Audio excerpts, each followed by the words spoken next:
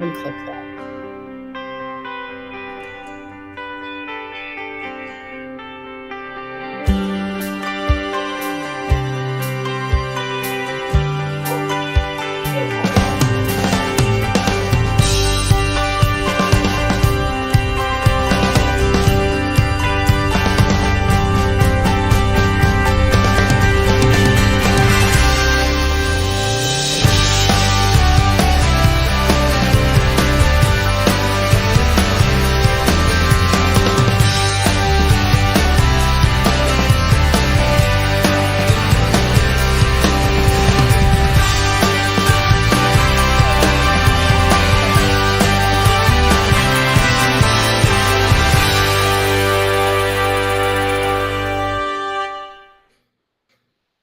Hello, everyone, and welcome to the Healthy Dog Workshop podcast. My guest today is Dr. Christine, one of the co-founders of Jope, a revolutionary joint support product. Dr. Christine, you got involved in Jope like so many of us do on our natural dog health journey because you had a problem with your own dog, right? Yes, that's correct. Pepsi, who we talk a lot about on our website. Yeah, tell me what did you face with her? Pepsi was my childhood dog growing up, and when I was in vet school, he actually got diagnosed with bilateral hip dysplasia and severe arthritis. Mm-hmm. And so at the time, we were using different ways to help him, which we call a multimodal approach. He was always on a very healthy diet, was very active, but we also had to add, in his case, non-steroidal inflammatory medication because he was in so much pain when he got diagnosed. And what happened with Pepsi is that he didn't really tolerate NSAIDs very well, so it really upset his stomach. And we were worried about, he was older, he was 10, so we worried about his kidneys, his livers. And that's how I came to start looking for alternative to these NSAIDs that weren't agreeing with him. And I needed to help him feel better and more comfortable. And that's how I actually started looking into, all the scientific studies I could find, talking to my teachers and other vets, and trying to figure out what I could add to his treatment regimen to help him feel better. And through a lot of trial and error and research, I ended up discovering UC2 collagen, which is now the main ingredient in our chew, and then also combining it with omega-3s from fish oil and curcumin to basically help Pepsi feel just much more comfortable and ultimately decrease the amount of NSAIDs we were using. It was a bit, I think, maybe like you, Dr. Lori, like, you're in vet school, you learn about the Mm-hmm. more traditional medicine Sure. and, relying a lot on drugs. And then through a personal experience, you have to explore a different path. And so that's how, Pepsi kind of got me interested in the world of supplements. And then about 10 years later, I decided to launch Jope just to make the combination of ingredient that had helped Pepsi available to other owners because there's just not enough, product out there, I think, that use new ingredients. Yeah. And what I love about what you and your partner, Dr. Jeremy, have put together is the amount of science you have invested in your research, in your design of the product. So many supplement companies and others in the holistic or natural space get criticized for not having science behind their products. And that's far from the case with you guys. You It's based in science. yeah. I have to credit Jeremy, to be honest. Yeah. He is definitely one who has raised the bar for me when I was looking for Pepsi. He is a bit of a nerd in that sense. And we definitely dug into the science because, from our training and kind of hearing exactly what you said, like, a lot of vets, I think, feel like supplements, unfortunately, or maybe voodoo or just aren't really having a scientific approach.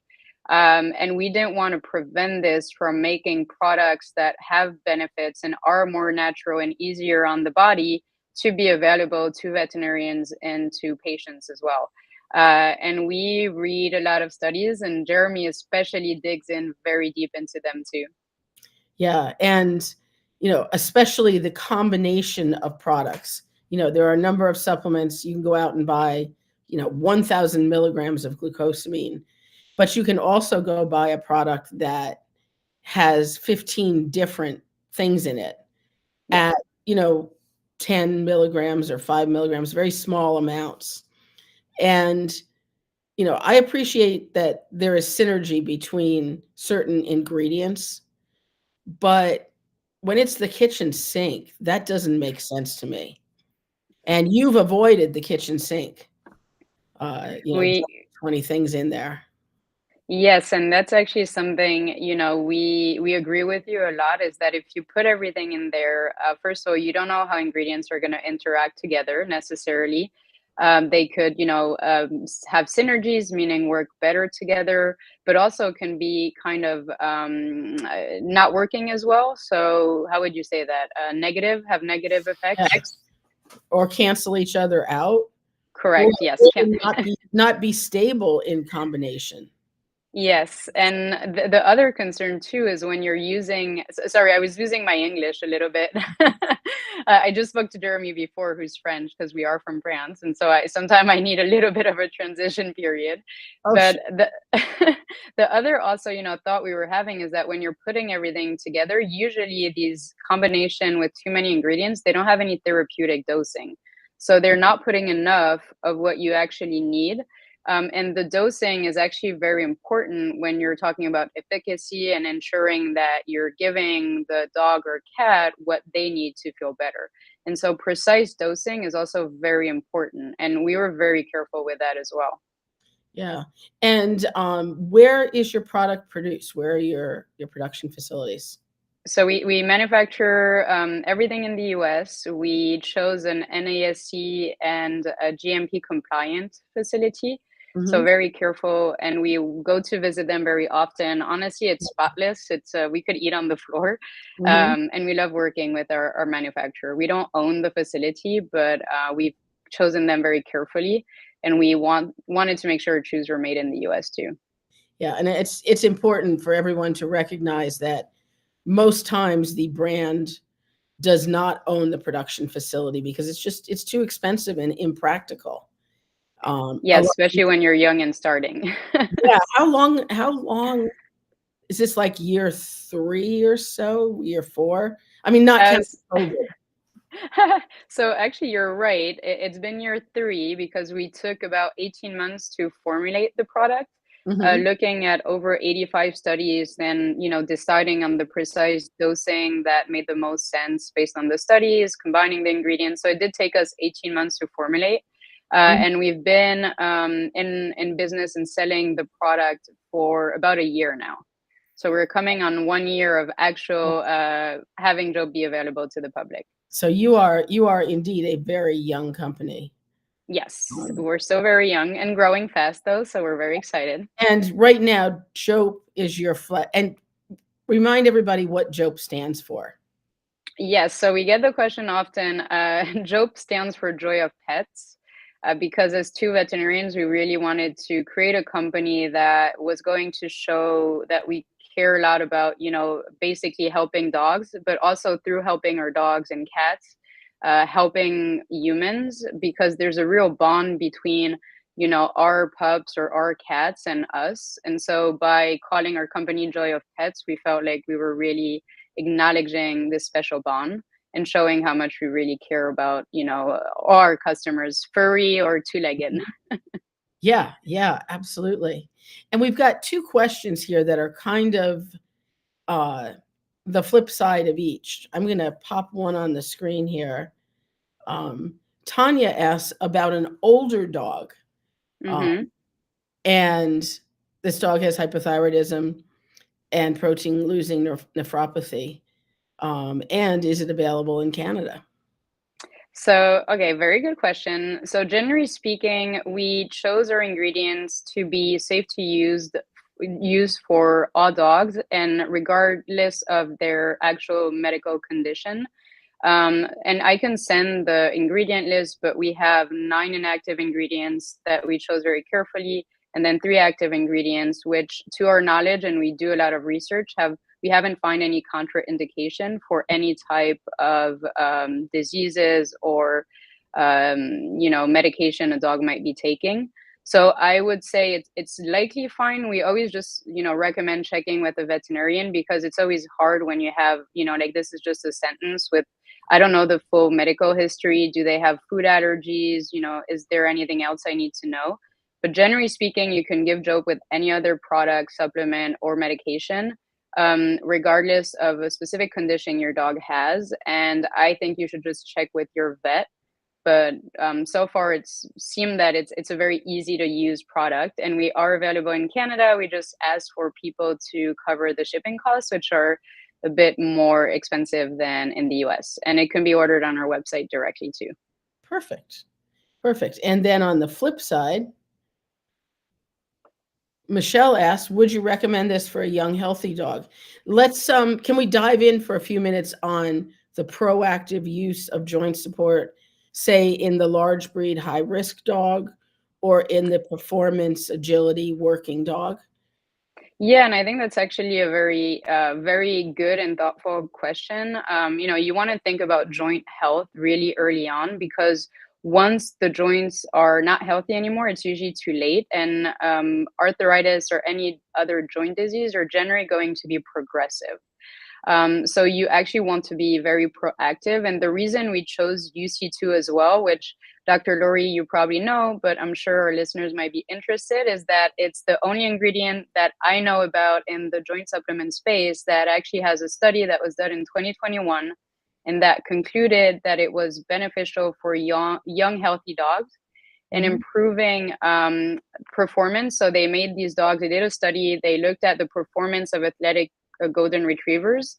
And they saw that the ones taking UC2 were able to have a better performance when they were running, and also recover better.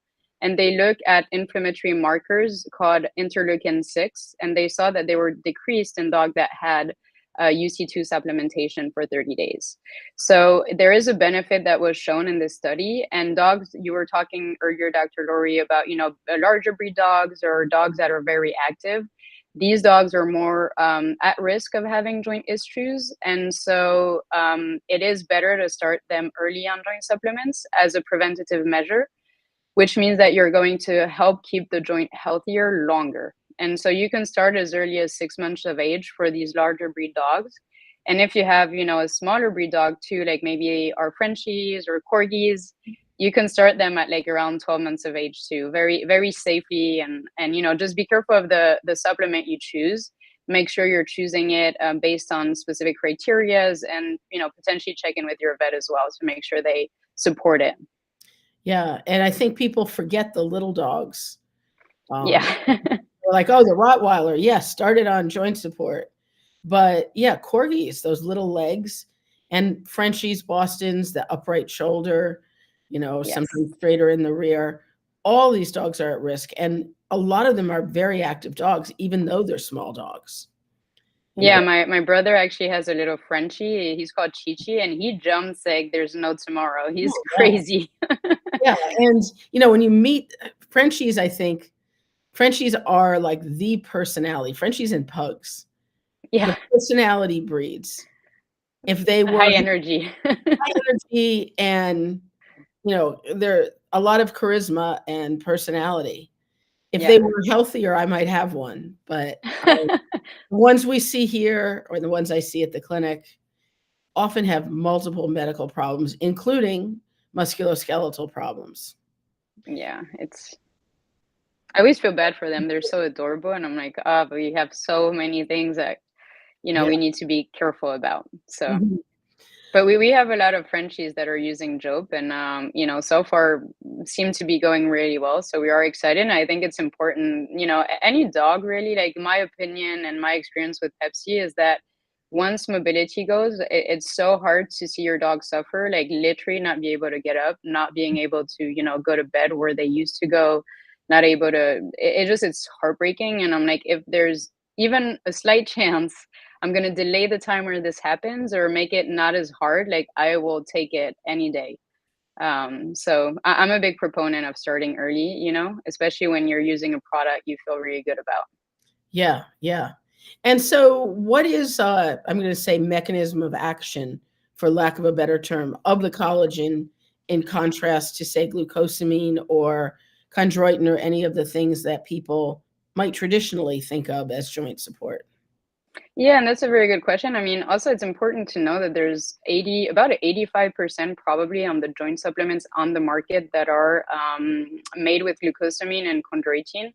And so at least as a base. And so the way these ingredients work, and I'm going to start with them quickly just because they're the one people know the most about. Right. So glucosamine and chondroitin, you need high quantities, like, 1,000, 2,000 milligrams, and they need to be absorbed. And so it means that the ingredient has to go into your dog's like body and the blood and be able to be absorbed. And also there's just, the more recent studies are showing that we're not too sure how effective, even if you get a higher enough dose, these ingredients are. But the big thing with glucosamine and chondroitin is you need it to be absorbed, and then we're not too sure how it works or how it really benefits the dog based on studies. With UC2, it's not absorbed. So UC2 stands for undenatured type 2 collagen. And so it's not glucosamine, it's a collagen supplement. But it's also a very specific type of collagen, so it gets a bit more complex because it's a patented one. And what that means is that it's going to keep the type 2 collagen that we human or dogs have in their body, in the cartilage, in the exact same form. So when you take UC2, you're basically taking something that we naturally have in our body, and it goes through the digestive system, but it's not absorbed. So it doesn't have to go into the body. It's going to trigger the immune system through the Peyer's patches. I don't know if that you remember what that is, Dr. Lori. We talk about it in vet school. Yeah. It's a long time ago. I know, it's we had to go through it again, but basically the Peyer's patches are a part of the intestine that humans or dog have, and it belongs to the immune system. And that's when, when you have a kid, for example, that eats something from the floor, we say, oh, it's fine. They're going to get, vaccinated, or their body's going to be trained to react to it. It's protecting them. It's kind of a similar thing with UC2, where when your dog eats UC2, it's then going to train the body to decrease inflammation at the joint level when there is a type 2 collagen that is present. And that happens with arthritis because cartilage gets damaged. So UC2 has three very important things it does. One, it doesn't have to be absorbed in order for it to be effective. Two, it helps with inflammation, decreasing it at the joint level. And then three, it also helps with cartilage repair and cartilage health. Did you see that thumb come up? Yeah, I liked it. I don't know where that came from. I don't know who did it, but thank you. It was, yeah, I like that. The amazing features of technology. I know, it's very impressive. So, what species does the collagen come from? Yep. So we get this question quite a bit. It comes from chicken, from the cartilage of chicken. So sometimes people ask me, well, if my dog has a chicken allergy, how does that impact taking Jope?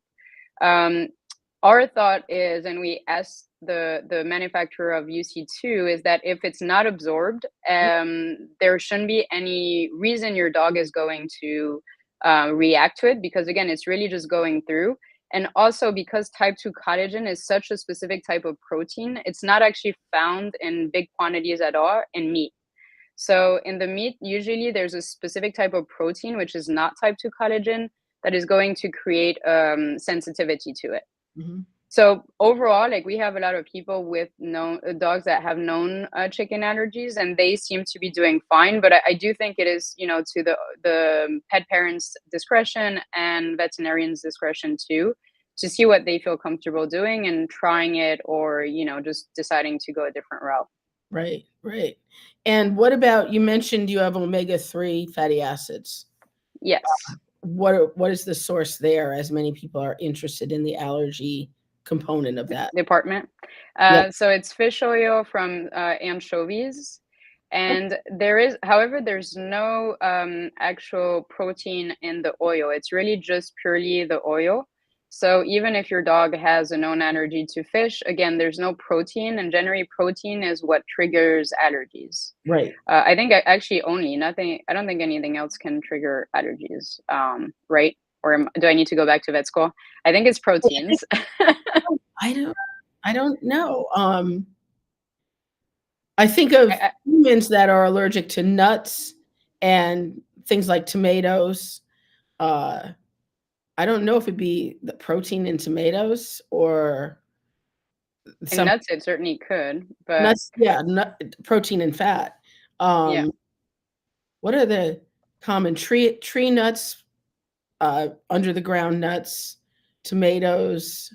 I don't know what else are people allergic to. If anybody's allergic out there, let us know. But Uh, we did check that because again, I think it's usually proteins, and so we checked to see if we would have to mention that that could be a risk factor, but there's no protein in our fish oil. yeah, good. So yeah, That is a common worry. yes. Um, Janet is asking, so would you make a product for horses? So we'd love to. We're the two founders, so me and my co-founder, we're two veterinarians and we have more experience with the pet small animal side. There are products for horses, and UC2 is actually one of the ingredients that really benefit horses. So it's on our radar for later. At the moment, though, we unfortunately are not making any other Jope. It's just for dogs and Yeah, cats at the moment, but you can certainly look up a UC2 for horses, and you'll find a few products.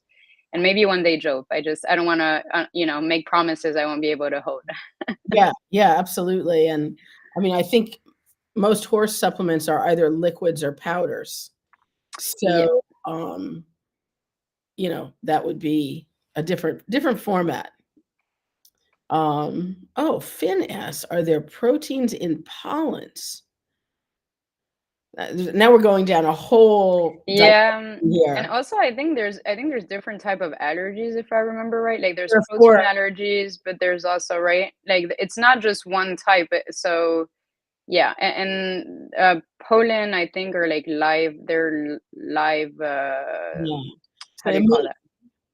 it might technically be a hypersensitivity, not an allergy. Yeah, Um, I need to go back to reading about allergies more in depth. Apparently, yeah, the fundamentals, because everybody I think we just very casually throw out the term allergy, and it's very nonspecific, whether it's food allergy or inhalant allergy or what and have also like you said, hypersensitivities are also different from like allergy, and then there's also allergy and like anaphylactic shock, which is like you. a whole other level. Yeah, yeah, whole other level. Um, so let's jump over. You're actually, you're so science focused, which again is what I love. You've actually done a bit of a pilot study, right? Yes, so we actually have two very exciting updates on the study side. Yeah. We did a very small pilot study last year with Dr. Deborah Toraka from Wizard of Paws, which was an 8 dog, and the results were, very positive. And we can certainly go over this study with you. I have a synopsis that we can share. And then we just launched in January of this year a double-blinded placebo-controlled trial that is being done by an independent animal hospital in the US that's going to include 60 dogs, and we're going to have a placebo control as well. And it Wow. is double blinded. So, very high quality study, and we're You pretty excited. all the science geek boxes. But let me show and I'll play around so I can get the study the largest we can. So let's see. And when I'm off screen, remember you won't hear me. Okay. Uh, so do that. That's not okay. If I hide my Okay. Well, now it's just me. yeah, I can't get you over. Well, actually, if I try this now, I'm nope. I'm gonna hide you and then bring you back. It's okay.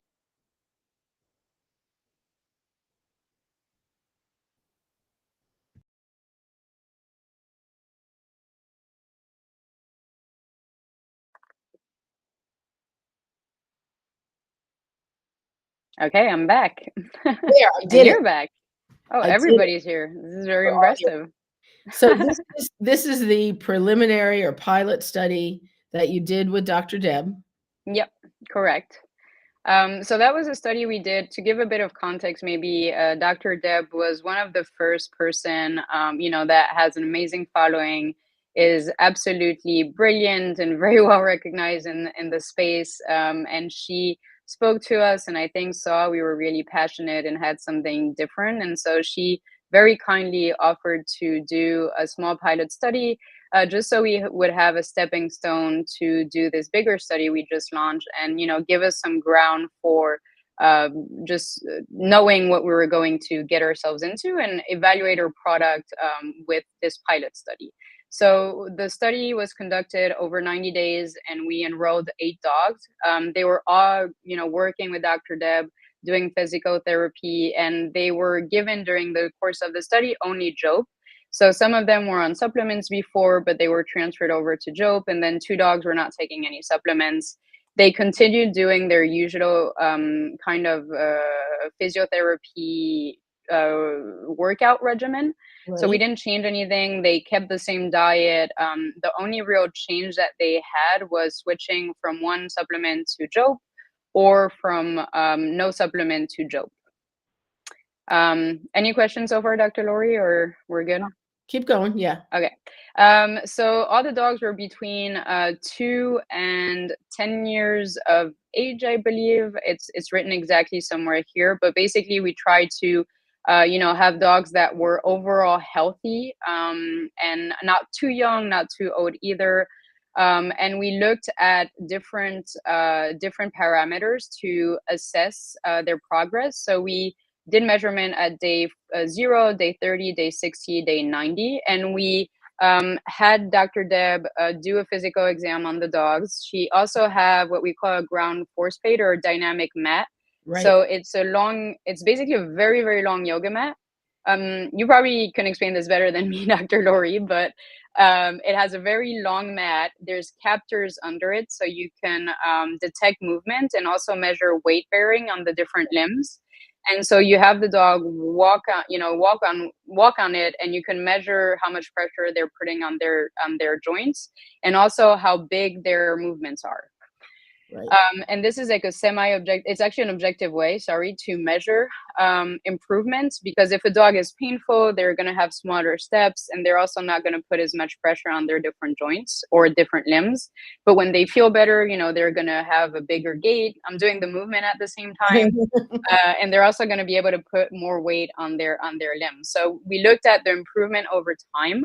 And then we also looked at their muscle mass, their weight, and we had the owners complete the CSOM form. So it's a client-specific outcome measure form that is individual to each dog. And this is the semi-objective way to assess improvements in dogs. And we asked the owners to complete it every 15 days. So the results are here. So you can see here the key findings. Mhm. So after 90 days, you could see that all the dogs had lost weight. So likely they were feeling better because they were able to move more, and therefore their weight also decreased. You can see there is an increase in muscle mass. So you can have the full description here. But this basically, because some dogs had affected limbs that were in the front, other in the back. So there's a difference, but overall they had more muscles. So that means they probably felt better. And then we also saw that there was an improvement at 4 weeks for the CSOM form. So that is reported by the owner to see when their dog is feeling better. And that is pretty standard for supplements. Again, because it's not a drug, it sometimes can take time to be effective. You could also see that the dogs had an increased stride length, so they likely were feeling better, and they were able to have more even weight bearing as well. And then we asked, the owners how they felt about the supplement they were giving, and overall it was well accepted, and they responded well to it. Yeah. So, this is kind of the summary. I don't know if you have any specific question, but we were very excited. We are, very conscious that it is a small pilot study. Mhm. There's, parameters we would have liked to control a bit better, but it still gave us just a good indication of, how our supplement seemed to be received. and how they could potentially improve the quality of life of dogs that had Yeah. known arthritis or joint issues.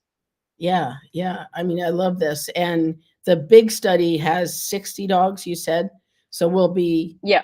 we should be able to draw more definitive conclusions from that with that number of dogs.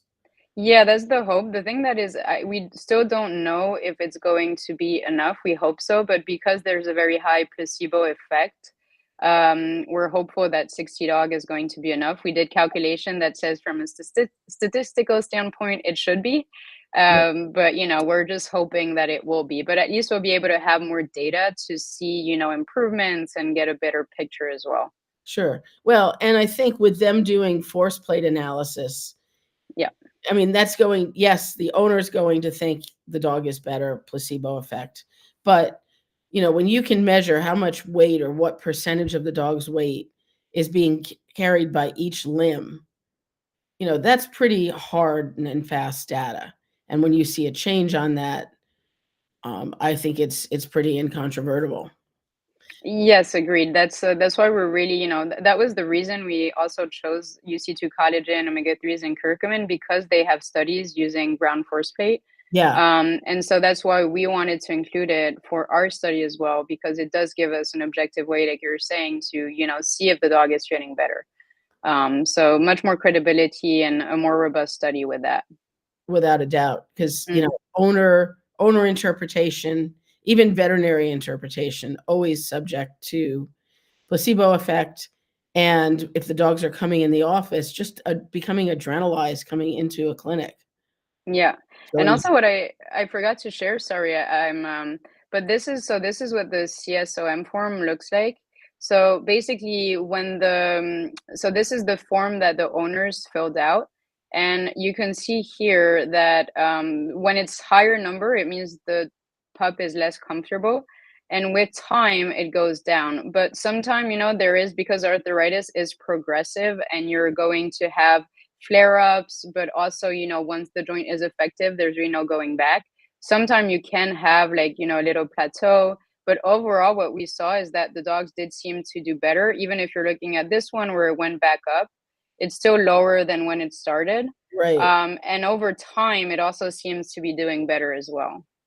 Well, and you don't know what the dog did in that time frame. I mean, this was a 3-month study, Mm, did the dog run and jump off the deck or, yeah. go hiking for 10 miles?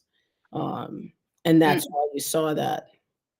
Yeah, so it's and sometimes it's hard in 90 days in the scheme of, again, arthritis, which progresses and continues with time. That's why we're trying our best to do the CSOM. We actually make it available to any person that buys Jope. So they can also assess it, and whoever's willing to do it over, more than 90 days, that gives us even more data too. So we're seeing very positive result through this tool, which is also a way to move away from the placebo effect and try to have an objective way to assess progress without having a veterinarian like Dr. Deb, or Yeah, somebody really put their hands yeah, on the without dog. not everybody is lucky enough to have access to a physical therapist or physiotherapist, as they call them Yeah. in Canada, I believe, Sarah. Hi, Sarah. So quick question, because I'm sure it's on people's mind. The very first joint support product I was ever aware of was called Glycoflex Hmm. by a company called Vetri Science. Um, it has morphed into a cluster of products. Okay. The It key, has a lot of different ones. a lot of different strengths and combinations, but the key component in it is green lip mussel or perna, and Hmm. that is their source of glucosamine. So Okay. that, in a nutshell, that's what Glycoflex products are based upon. So, overall, the difference with ours is we just don't use the same active ingredients. We don't use glucosamine. We don't use, the other, whatever other ingredients they're using. We really have a combination that is unique on the market today. And Right. it's UC2 collagen, so it's not glucosamine, omega-3s from fish oil, and the curcumin. So Yeah. it's just very different from a formulation perspective and how it's also going to act. Remember how, before I was saying glucosamine needs to be absorbed, you need a very high dose. And we're not really sure about the benefits when it comes to looking at the study results. Whereas UC2 has 9 studies in dog, they're all very positive. You have one with ground force plate. You don't need to have it absorbed, so it can just be effective without being absorbed. And you have a very specific mode of action, which is called oral tolerance. And then we combined it with omega-3s for the benefits of omega-3s. It's a very well-known ingredient to be beneficial to joint health. And the curcumin has antioxidant properties, which we feel is a very nice add-on. And when you're thinking about arthritis or joint inflammation, it's usually kind of a systemic issue. And Mhm. so when you have antioxidant, it can really help with overall health and improvement. Yeah. Janet asked, there we go. And actually, we'll just take this off for right now. If we need it again, we can pull it back. Sounds good.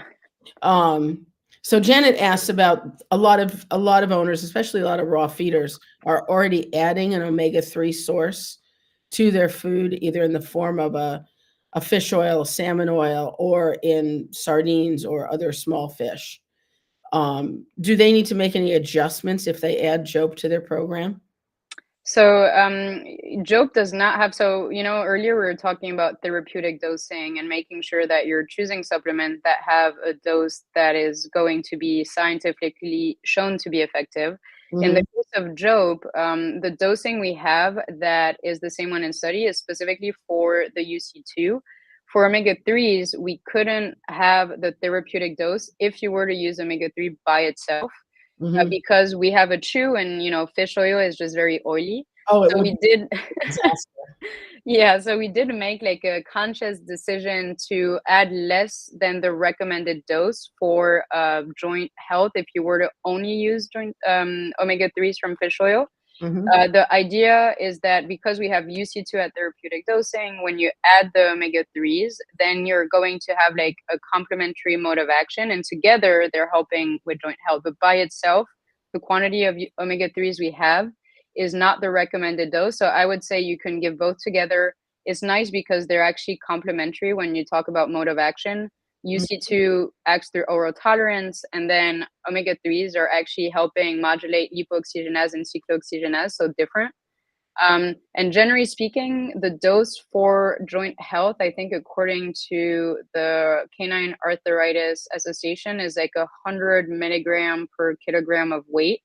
Mhm. And often, Dr. Lori, you probably know this better because you likely make adjustment recommendation for dosing, but few people give the actual therapeutic dose for arthritis. Right. So I would say, unless you're really at that 100 milligram dose, in which case you could just adapt with the quantity you have in Jope based on your dog's weight and maybe decrease a little bit. Otherwise, I'd be confident in saying you can just add Jope to the current fish oil or omega-3 diet that the dog is getting. And looks like Sarah is full of questions today.